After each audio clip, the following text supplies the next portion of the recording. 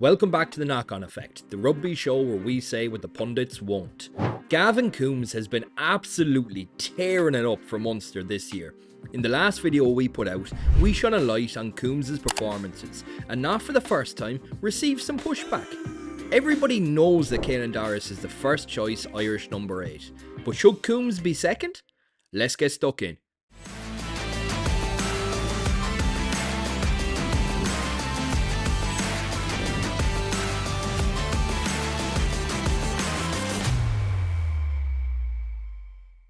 I'll be the first person to admit that as a Munster fan, I'm prone to the red-tinted glasses effect.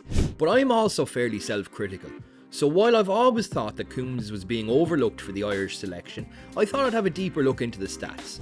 Now it was suggested to me that the Irish depth chart at number 8 is Dorris in first, Conan second, and Kian Prendergast third, and a handful of others with the versatility to step in if needed. And that sounds about right. For the sake of this comparison, we're going to take a look at Jack Conan, Kian Prendergast and Gavin Coons. And where better to look but the URC website. And I have to say, if you've never clicked on here before, give it a go. The URC are leaps and bounds ahead of the other leagues when it comes to online content. And between the stats, analytics and articles, there's plenty here.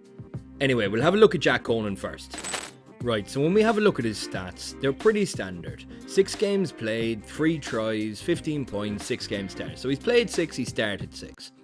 As far as his stats go, and we're going to do the same really, we're going to focus on carries, we're going to focus on tackles, we're going to focus on offloads. At the end of the day, when you're looking at a back row player, you want to see how effective they are at getting on the ball, how effective they are in breaking up the opposition attack, and are they scoring tries off the back of it.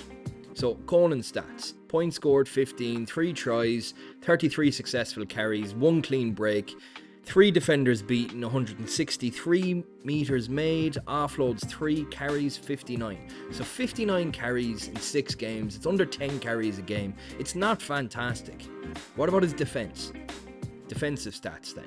Tackles made 41, success rate 85, pretty good. Turnovers 5, that's pretty decent. Turnovers lost 1. Okay, so 5 he's getting about a turnover a game.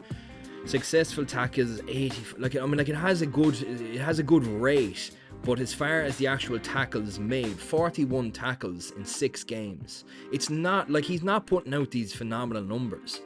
So what about Kian Prendergast then? 8 games played, 8 games started, 1 try. So he's not really as effective. He's not, I suppose he doesn't have the one eye on the try line as Conan has this season, or as I would have thought that Coombes has. Attacking, points scored 5, 1 try, very good. Successful carries 24. So 24 successful carries, 6 defenders beaten, 2 breaks, 108 metres gained, 2 offloads, 70 carries. So he's definitely up there. He's not maybe as effective at getting over the line as Jack Conan is, but he's definitely carrying more often. What about his defensive stats then? So tackles made 65, again much better than Conan. 80% tackle success, very good. Turnovers 1-3, turnovers lost 7. So he's definitely a bit more kind of getting isolated, but at the end of the day, that's as much around the players around him as it is anything else. But from what I can see here with his tackles made 65, carries made 70, yeah, he has a few more games than Conan as well. You have to take that into account. But they are pretty comparable. But from what I can see here, I would definitely say that Kian Prendergast has the edge when it comes to energy, when it comes to getting on the ball, when it comes to being that kind of energetic line leader in defence. He's definitely taking a more prominent role than Jack Conan is. And what about Gavin Coombes, the man of the moment?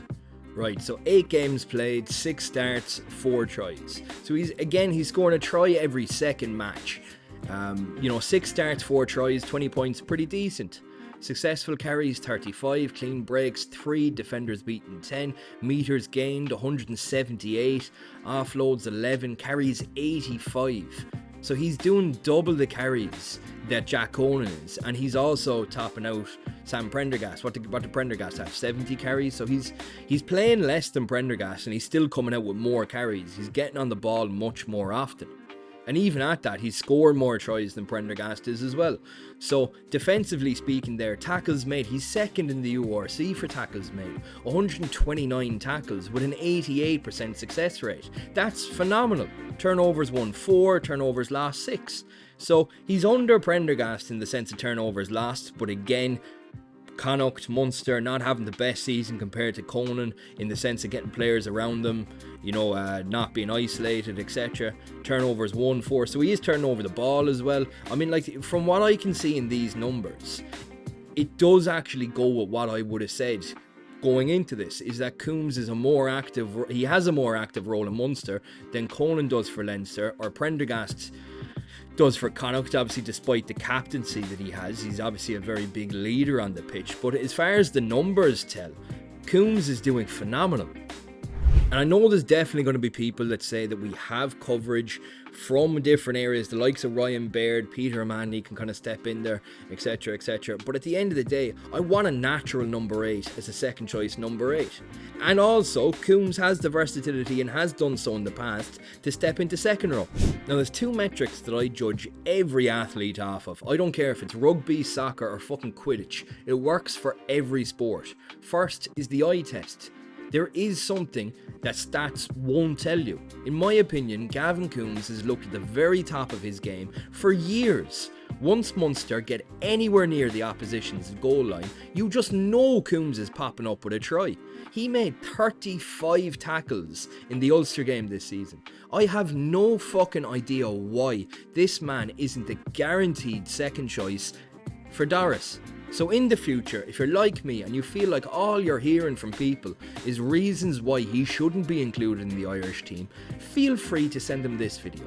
Cheers for watching, catch you at the next one.